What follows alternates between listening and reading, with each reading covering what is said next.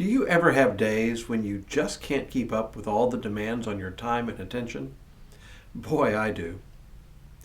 Hello, I'm Stuart Baskin, pastor of First Presbyterian Church of Tyler, Texas, and this is your daily devotional for Thursday, November 6th, 2025.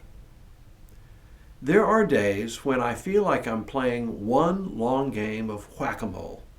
You know that game, right? You see it at arcades and fairs. You get to hold a padded mallet, and then there's a cabinet with 4 or 5 holes in the top of it. Every couple of seconds, a mechanical mole sticks its head out of one of the holes just for a brief second before disappearing again. The object of the game is to hit the mole before it disappears again. The more moles you manage to hit, the more points you score. And what happens is you become hyper-focused on the holes, trying to anticipate which holes the next mole will pop out of.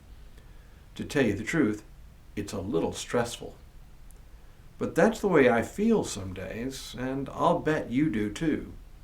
And you never know what day will be your Whac-a-Mole day. But when they come with a vengeance.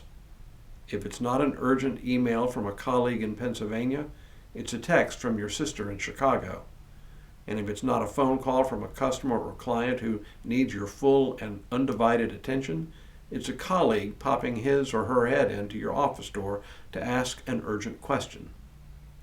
On days like that, I try to remember Psalm 46. It's actually the psalm Martin Luther had in mind when he wrote the words to the great Reformation hymn, "A Mighty Fortress is Our God." Listen to the first part of the psalm. God is our refuge and strength, a very present help in trouble. Therefore we will not fear, though the earth should change, though the mountains shake in the heart of the sea, though its waters roar and foam, though the mountains tremble with its tumult. These words ring true to me because our lives are often filled with tumult. We can almost hear the waters roar and foam around us. But we are encouraged to trust in God who is our helper when things seem overwhelming. I don't remember now where I read this recently, but I found it to be true. When we are most stressed, when we are worried about something, it is most often the anticipation of the thing, rather than the thing itself, that is the worst. Often the things we worry about the most turn out to be not as traumatic as the anticipation. We even have an old adage to describe the experience, making a mountain out of a molehill, which ironically brings me back to Whac-a-Mole days.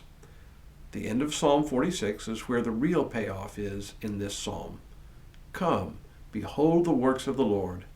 See what desolations he has wrought on the earth. He makes wars to cease to the end of the earth. He breaks the bow and shatters the spear. He burns the shields with fire. Be still and know that I am God. I am exalted among the nations. I am exalted in the earth. The Lord of hosts is with us. The God of Jacob is our refuge.